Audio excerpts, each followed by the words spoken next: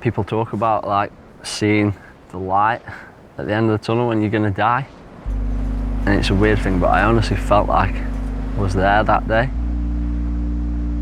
I don't know what, but something just said, nah, not today. I remember waking up on the track and there was a few paramedics and a fireman looking over me, giving me gas in air, and I realised that I was all right, and I just went back to sleep. The next thing I know, I was in Vancouver hospital with a face like the Elephant Man, an external fixator on my leg. Well, that was when it finally hit home what had actually happened. Yeah, I just cried. And cried and cried and cried.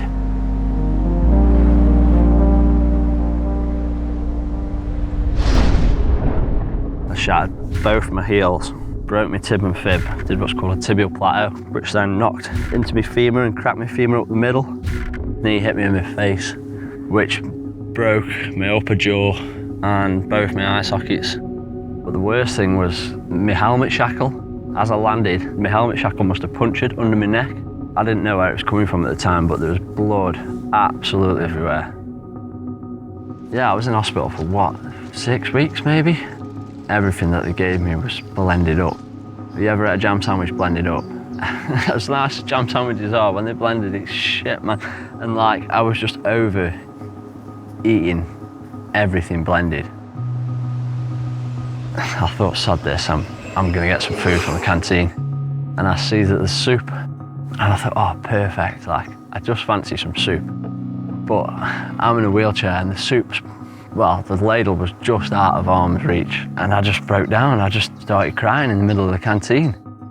And the next thing, someone puts their hand on my shoulder. I look up and it's a woman. And she didn't even say anything, she just put her arm around me. So then she comes over and she just sits with me. Obviously she can see that I'm really struggling. And we just sat and chatted for an hour. She told me that her son had been born deaf and that like they said there was no chance that he'd ever hear again. And that's the reason that she was in hospital actually. She was, her son had actually had a cochlear implant and he could hear. They said it was a 1 in a million chance for them. So she basically just sit me down and gave me a bollocking and said, pull yourself together, man. Like, miracles do happen. This fight comes from you. She said, if you don't start fighting, she said, you've lost before you've even started. Yeah, the last time I spoke to her was Vancouver. She lit a fire under my arse, basically, and made me realise that from that point, it was down to me.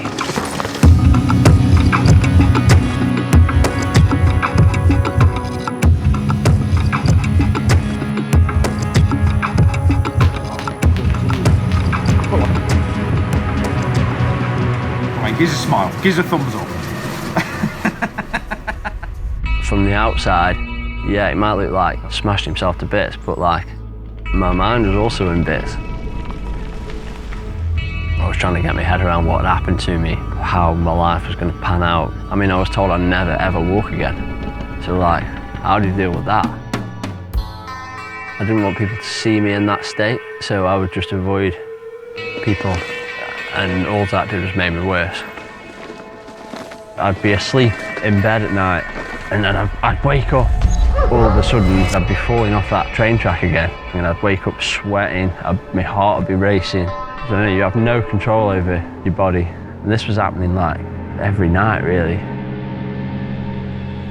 I felt like it was just getting worse and worse and worse because I wasn't doing anything about it. Just broke down one day and just sat down with my mum. For a 28-year-old to sit down and talk to your mum and like tell her that you're like struggling with life, that's hard.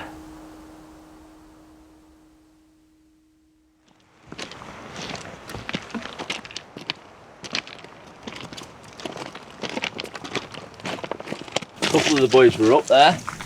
I remember my mate stood next to the takeoff, so as I fell and hit the deck, I remember seeing him come scrambling down here and just sprinting across. One of my friends was videoing from there. It was James, actually.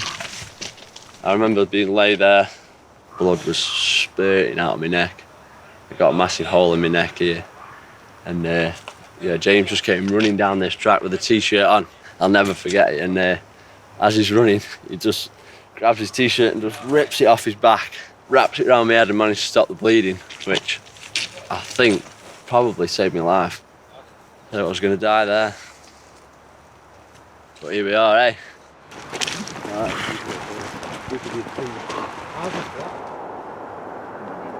What do you think about being back here 2 or 3 years later? Crazy. Crazy to be back. Do you remember the events of the day? Yeah, never forget it. I don't. Well, Tom was telling me he saw you pull your shirt off and run towards him. yeah. Well, yeah, I was stood on the track just down there, so I was first one to him. You remember that blood that was coming out of my neck? It just split here, wasn't it?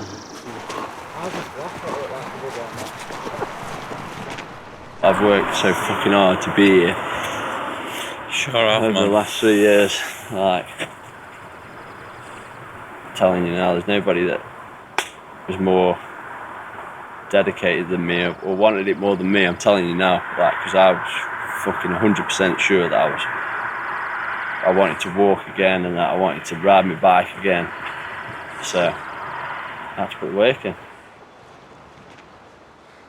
Oh yeah, so me and he's still riding as good as ever. Like it's hard, like Nothing's Dunno, phased him. yeah. Has it? after all the injuries and everything, you wouldn't expect him to be like half as good Yeah, as that's what it, he yeah. is. And he outrides all of us, doesn't he? He'll do more laps than anyone. Do you think the getting back on the bike was a way to cope with it? Yeah, you just used to see him on his e-bike cruising around for hours on end, couldn't even stand up, but he just, when he stopped, rang his dad. He come and carried him back in the house and that was it. So at one point he could ride a bike better, he can walk. Yeah, he couldn't even walk. Yeah, his dad used to have to sit him on, didn't he? Yeah, took him out of the house, put him on the e-bike, he used to go pedalling out and then come back. And rang his dad when he was outside. Like legs when he had Yeah, come take him back off the bike again. I think that even might have been my pedal. Yeah, you see it there. So I'm pedalling in, and my pedal must have clipped that, which blew both my feet off the pedals. So I'm coming down here with no feet on the pedals, just sat on the seat. Yeah, tried to stop. You might imagine it's downhill, and because it was been raining, the wood was a bit wet. Just slid. Oh yeah, from here, I knew I was going off the end. I think it was probably about Christmas that I was diagnosed with PTSD, which was kind of nice for me, I guess, because like at least I'd got an answer to why I was feeling that way. Like for months and months and months, I didn't actually know why I was feeling like that. At least I'd got a starting point for something to work on, and at least I know that, like, right, I need to go and get help for this. I mean, big up Sue, the counsellor. She's a lovely woman. I've been going to her for, like I say, 2.5 years, and just to have somebody to listen to you helps so much. And she's given me techniques for how to deal with stuff and show me where perhaps I'm thinking about stuff the wrong way, which can make you even worse.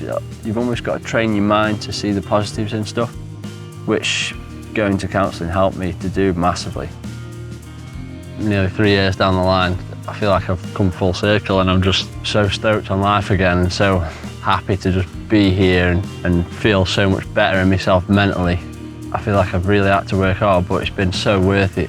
I'm at peace with myself mentally. I'm at peace with what happened. I feel like I'm ready to put it behind me and forget about it, which I never felt like I could before. Got an amazing girlfriend now, just bought a house. She's got a little lad, so spending time with them is sick. I honestly thought that the whole marriage and kids thing was never for me, whereas now I guess I feel like I've grown up a lot mentally, so taking on a bit of a stepdad role, it's pretty cool.